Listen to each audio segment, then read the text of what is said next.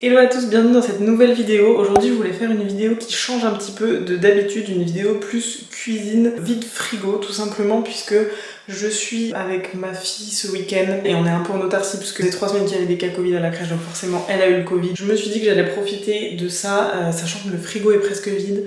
Si j'avais pu sortir, je pense que j'aurais été faire des courses, et là je me suis dit je vais me faire un petit challenge. Malgré que j'ai plus beaucoup de produits frais, que mon frigo paraît vide, j'ai quand même beaucoup de choses dans les placards, beaucoup de choses au congèle, et donc je vais essayer d'utiliser tout ça pour pouvoir faire les repas de la semaine et en fait finalement nous faire des économies et reprolonger un peu aussi le temps de où on va faire les courses, parce que sinon j'ai quand même tendance à aller faire les courses de au moins fruits et légumes toutes les semaines et frais toutes les 2 semaines max. Je vais vous montrer un petit peu ce que j'ai dans mon frigo, mon congèle et mes placards. Et ensuite les quelques recettes que je vais faire pour la semaine, c'est vraiment des recettes qui sont simples. Il y en a que j'ai fait j'allais dire des millions de fois, n'abusons pas. Mais en gros l'objectif c'est que je parte avec 2 recettes de sucré. J'ai tout le temps un gâteau à la maison qui traîne, que ce soit pour les petits déjeuners, pour le goûter. Et ensuite plusieurs recettes de salé, sachant qu'il faut que je fasse quelques petites choses pour Alma puisqu'elle ne mange pas comme moi, et des plats pour moi. Donc on va voir ce que j'ai dans les placards.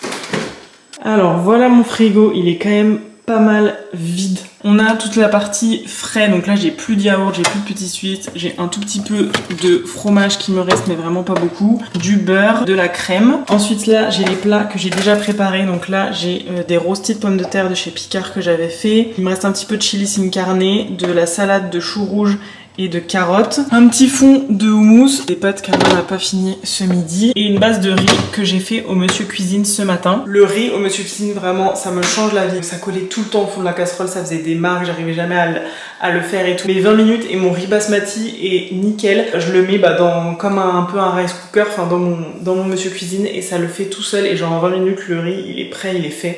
Ça me change la vie, c'est un truc de fou. Genre j'aimais vraiment pas faire le riz, je me disais les pâtes c'est beaucoup plus simple. Et là je suis trop contente de pouvoir faire du riz rapidement avec le Monsieur Cuisine. Dans le bac à fruits et légumes, il n'y a presque plus rien. Il nous reste une tomate. Je vais la sortir. Et après tout ça, c'est des choses que j'achète pour mes invités. Presque personne ne boit de mes amis ce genre de choses. Donc je pense que j'en rachèterai pas. Et à l'avenir, je ferai genre des jus ou une citronnade ou ce genre de choses. Parce qu'on a acheté pas mal et au final, ça se consomme pas trop. Là, on a de la confiture, du parmesan, du ketchup, moutarde, un petit peu de compote et du jus de citron. Donc là avec tout ça je me fais un petit plat. En fait je me fais tout simplement le riz avec le chili sin carne, les rostis de pommes de terre et la salade de choux rouges carottes en rajoutant un petit peu de citron. Donc le frigo il y a quand même pas grand chose. Au congèle j'ai des petites herbes, ça c'est quand même pratique, des petites herbes que j'ai achetées chez Picard. J'ai de la coriandre, du basilic et de l'ail. J'ai aussi du beurre, j'en ai plusieurs plaquettes. Le beurre ça se congèle hyper bien, pensez-y si jamais vous êtes toujours en rate de beurre ou quoi. Moi je le congèle, je le décongèle juste en le mettant au frigo et c'est hyper pratique. Par contre la crème j'ai essayé et ça ne fonctionne pas du tout parce que ça change après, la texture est complètement différente, alors que le beurre il y a vraiment zéro souci, vous pouvez le congeler sans problème. J'ai de la ratatouille de chez Picard, des oignons, des haricots, des végétales tranches fumées, de la patate douce en morceaux et des petits pains au chocolat que j'avais pris pour tester chez Picard. Donc ça je pense que je vais le faire demain matin, aujourd'hui on est samedi donc je pense que je vais faire dimanche matin. Et je vais aussi me servir de la patate douce en morceaux pour faire un dalle de lentilles corail. J'ai du taboulé mais j'avoue que là maintenant comme il commence à faire de plus en plus froid, ça me donne pas trop envie. J'avais aussi mis mes petites pousses d'épinards à congeler si jamais j'ai envie de faire des jus, mais là j'ai pas de banane pour faire mon jus, pour faire un smoothie plutôt, pour faire mon smoothie banane, épinards, purée d'amande et lait d'amande, mais j'ai pas de banane du coup. Et il me reste quelques petites myrtilles, mais vraiment les fruits et légumes c'est pas trop ça, j'ai presque plus rien. Et là j'ai quelques tranches de, vous savez le pain je le congèle, hop, je congèle le pain qui est déjà complet, enfin semi-complet je crois celui-là, et en fait découpé en tranches, et comme ça j'ai juste à enlever les tranches par tranche quand j'ai envie d'en prendre et le mettre au grille-pain. Et enfin sur la partie sec, donc là j'ai tout ce qui est sucré, j'ai pas mal de compotes de pommes, ça j'ai fait le stock pour Alma parce qu'elle en mange toujours, des purées d'amandes, purées de noisettes, un petit peu de pâtes comme ça au chocolat, etc., sirop d'agave, ça c'est toujours pour faire des bases de gâteaux. Pareil, là j'ai du sucre complet, des amandes effilées. Ça c'est la poudre à lever que je mets dans un petit tube. Poudre de cacao. Là j'ai des baies de goji, pareil, il faut que je pense à en mettre à chaque fois dans mes porridge ou quoi parce que je pense pas. Des céréales, des graines de chia. Ça les graines de chia, j'en les utilise presque jamais. Et en fait, je sais qu'elles sont bonnes pour la santé quand elles sont en fait imbibées d'un liquide, de lait ou quoi et qu'elles grossissent. Donc je vais les sortir et essayer de faire un petit pudding de chia avec les myrtilles qui me restent au congèle. Ensuite ici c'est plus tout ce qui est salé. Bon, j'ai la base de tous mes laits végétaux. J'ai ensuite les pâtes, risotto, j'ai plus de riz normal parce que je l'ai fini du coup, polenta, et ensuite toutes des conserves. Donc j'ai des conserves de lentilles, sauce tomate, j'ai conserve, bah ça va peut-être me servir aussi cette semaine, les raviolis aux légumes. Toujours cool d'avoir ça dans les placards. Conserve de tomates pelées, j'ai également du pesto, de la betterave, ça c'est toujours cool quand même d'avoir ces petits types de conserves là. Donc je vais faire un dalle de lentilles corail avec un petit peu de lentilles que j'avais acheté en vrac. Là on a toute la partie pour faire les gâteaux, donc tout ce qui est farine, sucre, etc. Et avec ça je vais faire, je pense, des cookies et aussi un marbré végétalien, une recette que je vous partage à chaque fois. Et je pense que comme j'ai cette poudre de cacao qui est ouverte pour faire mes chocolats chauds, je pense que je vais prendre ça pour faire le marbré. Donc pour résumer, toujours très cool d'avoir, que ce soit au congèle ou en boîte de conserve, des fruits et légumes pour pouvoir faire des plats à peu près équilibrés quand vous avez plus de frais. Donc là je vais partir pour une recette de cookies, une recette de marbré végétalien parce que je sais que ça demande très peu d'ingrédients, donc je sais que je les ai tous dans mon placard normalement. Le dalle de lentilles corail. Ensuite pour les autres repas de la semaine, je me dis qu'il restera des raviolis. Je pourrais faire aussi des pâtes au pesto, j'ai toujours des pâtes, du pesto et de la tomate fraîche qui me restait. Et j'ai toujours aussi des petites tomates séchées. Et après à côté il va falloir que je vais faire des haricots pour Alma parce que c'est à peu près le seul légume qu'elle mange. Je vais lui faire des petites pâtes qui me restaient. Des petites pâtes comme ça de chez Good Goût, c'est des pâtes vraiment des 8 mois pour les petits, je les avais reçues il y a longtemps et je lui ai jamais vraiment fait manger, donc du coup je vais finir ce paquet de pâtes là. Et les puddings de chia aussi, ça je vais tester, c'est hyper simple. Si vous avez des graines de chia qui traînent dans vos placards, je trouve que c'est vraiment une chouette recette aussi, donc c'est parti.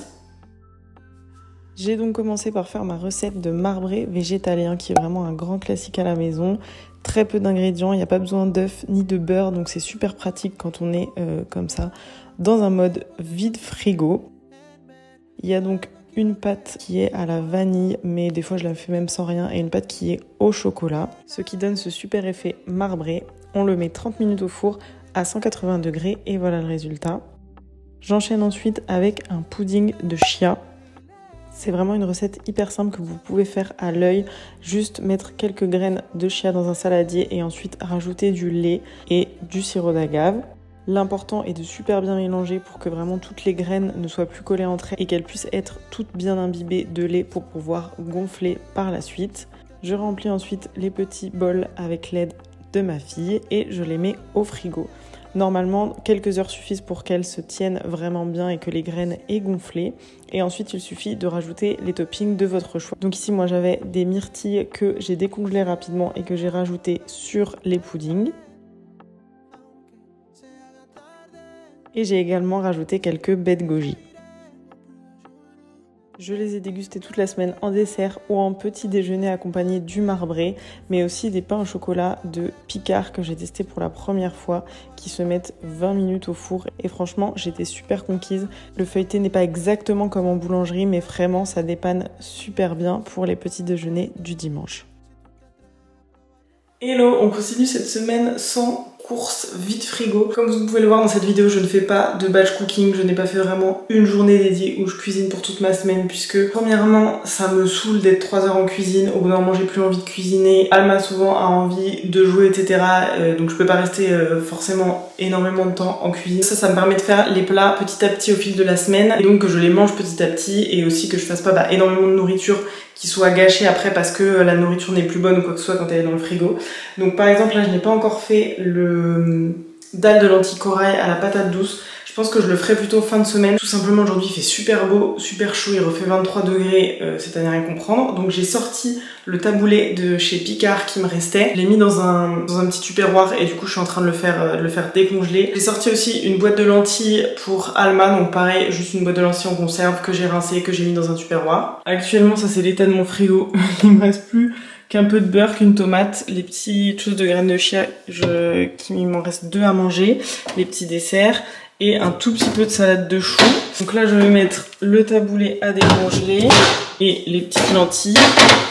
Je me suis fait aussi des pâtes au pesto avec le pesto parmesan et les tomates séchées qui restaient. Ça c'est toujours un bon truc à avoir et de toute façon je vais m'en refaire je pense parce qu'il me reste des pâtes aussi, donc je pense que de temps en temps ça me rajoute des petits des petits repas en plus. J'ai sorti les raviolis pour en manger aussi. Franchement, je me dis qu'il y a tellement de choses que j'ai dans le placard. Ce qui est difficile, je trouve, c'est que des fois je me dis ok, par exemple, je vais manger le taboulé, mais avec quoi je vais le manger? Je vais pas le manger tout seul. J'aime bien le manger, je sais pas, avec par exemple des œufs en omelette, avec des tartines de fromage, ce genre de choses. J'ai plus de fromage, là ça y est, j'ai fini tout mon fromage. Et j'aime bien me lancer ce petit challenge, je pense. Franchement, essayez, et ça permet de vraiment faire un gros tri dans les placards. Mais c'est sûr que si c'est une période où vous avez vraiment envie de manger ce que vous voulez sur l'instant, c'est pas le bon truc quoi. Parce que c'est sûr que là, si j'ai envie de me faire des œufs, c'est niette. En parlant d'œufs, je n'en ai pas pour faire mes cookies. Tout simplement, j'ai tapé recette de cookies sans œufs. Là, c'est ce que je vais faire aujourd'hui. J'ai fini le marbré. Il m'a fait 3 jours tellement il était trop bon. La recette est vraiment... Donc les cookies, les petits pains au chocolat aussi de Picard, ça me fera les petits déj et les goûters et les puddings de chia qui me restent. Et ensuite, on va partir sur les raviolis. Quand il fera un peu plus froid, entre guillemets, le dalle de lentilles corail. Et sinon, comme ça m'aura tenu une semaine et demie de plus, je crois. Franchement, c'est vraiment pas mal. Hein. Donc c'est vraiment chouette de faire ce petit challenge. Je vous laisse donc avec quelques images de mes repas. Toutes les recettes sont en barre d'infos, donc n'hésitez pas à aller checker, surtout celle du marbré, qui est vraiment très bonne. J'ai donc commencé la recette de cookies sans œufs en utilisant le reste de ma plaquette de beurre. Ni une ni deux, j'ai mis celle qui était au congélateur au frigo pour qu'elle puisse décongeler. Donc vraiment, je vous conseille de faire ça avec les plaquettes de beurre. Au moins, je sais que j'en ai toujours d'avance. J'avais commencé avec les mains, mais finalement, j'ai fini à la spatule en rajoutant quelques pépites de chocolat. J'avais même doublé les proportions de la recette pour pouvoir en faire un peu plus. Et d'ailleurs, ils ont tous été consommés rapidement, donc n'hésitez pas à faire ça. Ensuite, un autre jour, quand il faisait un peu plus froid, j'ai commencé mon dalle de lentilles corail. J'ai utilisé mes dés de patates douces congelées et également les oignons congelés. Juste après avoir fait revenir les oignons, on rajoute la patate douce et les lentilles, ainsi que le lait de coco et les épices. Ce qui est vraiment cool, c'est qu'on met tout dans le robot et qu'ensuite, il cuit tout ça tranquillement et on n'a pas besoin de surveiller.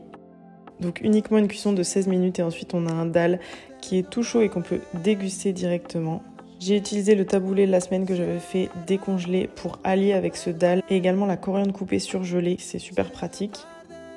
Donc super ravie de ce plat que je vais pouvoir déguster tout l'hiver et qui est limite aussi rapide à faire que des pâtes. Merci d'avoir suivi cette vidéo jusqu'au bout, n'hésitez pas à me dire si vous avez kiffé ce petit format vide frigo, je vous le referai peut-être de temps en temps si c'est le cas. N'hésitez pas à vous abonner à la chaîne et on se retrouve très vite avec une prochaine vidéo. Ciao!